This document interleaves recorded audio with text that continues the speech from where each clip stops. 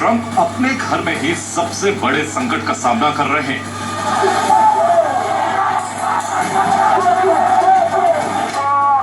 ये संकट है जन विद्रोह। ये दो तस्वीरें आपको चौंकाई। प्रदर्शन के लिए सड़क पर उतरे लोगों की संख्या आपको हैरान कर देगी। लेकिन अमेरिका की यही सच्चाई। एक तरफ पोर्टलैंड के डिटेंशन सेंटर का घेराव कर आम लोगों ने ट्रंप की नीति और कार्रवाई पर सवाल उठा दिए, तो दूसरी तरफ न्यूयॉर्क समेत देश के ज्यादातर शहरों में नो किंग्स डे मार्च से ट्रंप की कुर्सी पर संकट खड़ा कर दिया गया। इन दोनों प्रदर्शनों की वजह एक ही, लेकिन पोर्टलैंड में ट्रंप की कार्रवाई से बड़ी नाराजगी ने हिंसा को भड़का दिया है। पोर्टलैंड के इस हिंसा की वजह है ट्रंप का घरेलू मोर्चे पर नेशनल गार्ड के इस्तेमाल का प्लान, और वो इसलिए क्योंकि पोर्टलैंड के डिटेंशन सेंटर में बंद लोगों को छुड़ाने के लिए प्रदर्शन हो रहे। इस डिटेंशन सेंटर में अप्रवासी, अपराधी और जुवेनाइल को रखा गया है, जिसमें अप्रवासियों और जुवेनाइल को रखने वाली नीति पर ट्रंप घिर गए। आम लोगों ने बाहरी लोगों के योगदान को कम न बताते हुए अप्रवासियों की रिहाई के लिए प्रदर्शन शुरू कर दिया। इसके बाद ट्रंप ने नेशनल गार्ड्स की तैनाती की योजना बनाई, जो घरेलू मोर्चे पर एक चिंता का विषय। इसीलिए आम लोगों ने प्रदर्शन शुरू कर दिया और ये प्रदर्शन अब हिंसक हो गया। भारी भीड़ को काबू में करने के लिए नेशनल गार्ड्स ने रासायनिक हथियारों का भी इस्तेमाल किया।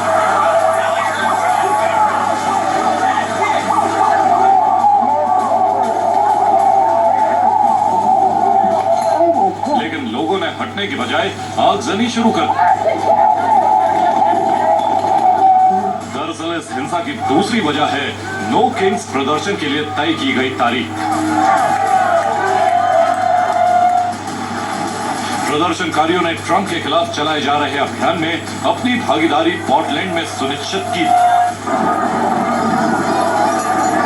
जबकि देश के बाकी हिस्सों में भी ट्रंप के खिलाफ सबसे बड़ा प्रदर्शन तारीख में दर्ज हो।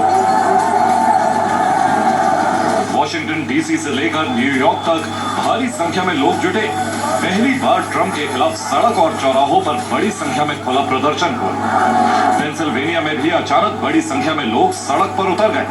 यहां तक कि वॉशिंगटन डीसी के मार्च में फिलिस्तीन का झंडा तक लहरा दिया गया। इस नो किंग्स डे प्रोटेस्ट की वजह है ट्रंप की नीति और सत्ता का व्यवहार,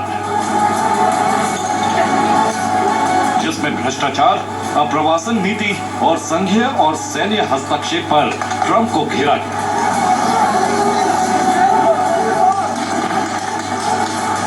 इस प्रदर्शन का असर कितना व्यापक हो सकता है, इसे समझने के लिए प्रदर्शन का आकार समझ लीजिए।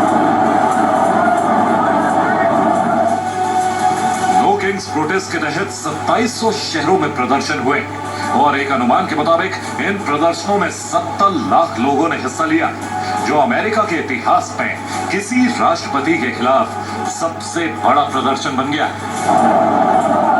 लेकिन ट्रंप को इससे कितना फर्क पड़ा, इसकी जानकारी नहीं। हालांकि कुछ विशेषज्ञों का मानना है कि ट्रंप अपनी नीतियों पर लगातार घिरते जा रहे हैं और उनका घेराव उनके पद के लिए संकट बन सकता है,